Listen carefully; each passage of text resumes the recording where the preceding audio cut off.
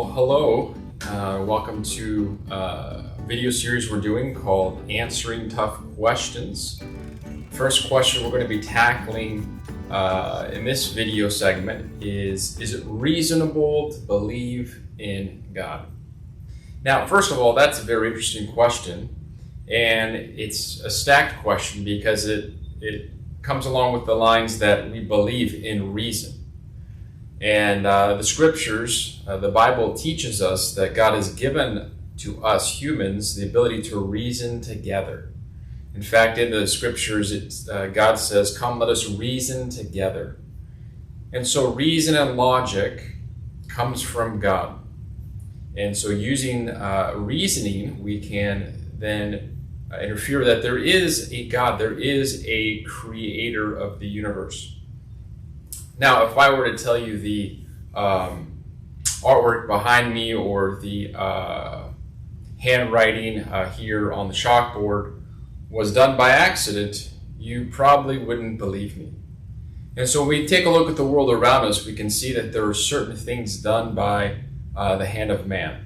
Right? We can take a look at art. We can infer that there must have been an artist. We can take a look at something that's been designed, and we can infer that there must be a designer. We can take a look at the way things are ordered, and we can infer that there must be someone who ordered those things. The same can be said about creation. When we look at the magnificence of this world around us, we look at the trees and the plants, and we look at animals, and we look at our own bodies, and we look at life. We look at the universe. We look at the stars. We have to then infer that there must be a creator. There must be an intelligent being that has put all of this together for us. Now, coming to the next conclusion would be that who is that God?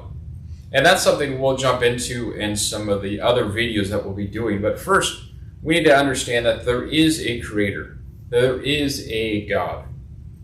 And we also need to realize that as we take a look at discovering who is that God, there's no other books out there, religious books you could say, that give us such a probability and prophecy in detail as the Bible does. In fact, the Bible is filled with prophecy. It's, you could say, God's fingerprint upon His Word, that when He says something's going to happen, He's able to fulfill that and have it come to pass. Also, the probability of the prophecies about Jesus coming to this world, being born of the Virgin Mary, as we are celebrating Christmas season here at Calvary Chapel very soon. What we're finding and discovering is that the prophecies long foretold about Jesus' coming, and if you take like 8 of those, for instance, the probability of one person fulfilling those prophecies is astronomical.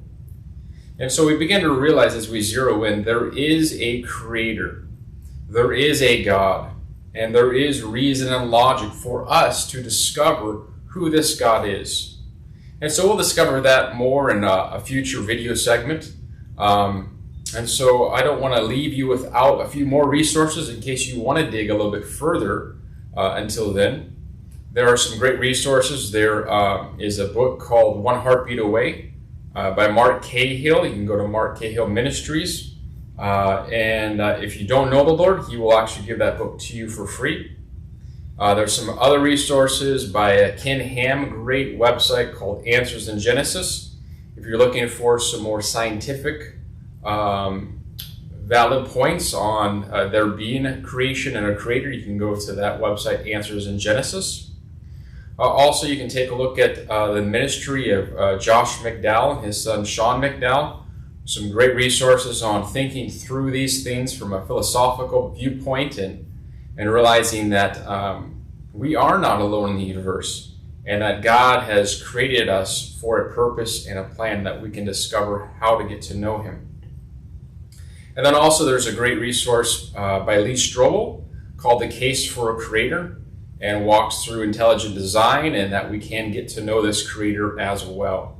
So again, I'm Pastor Tim. I hope you enjoy this video and hope you'll continue with us as we discover some of these tough questions and go through them together and find the answers.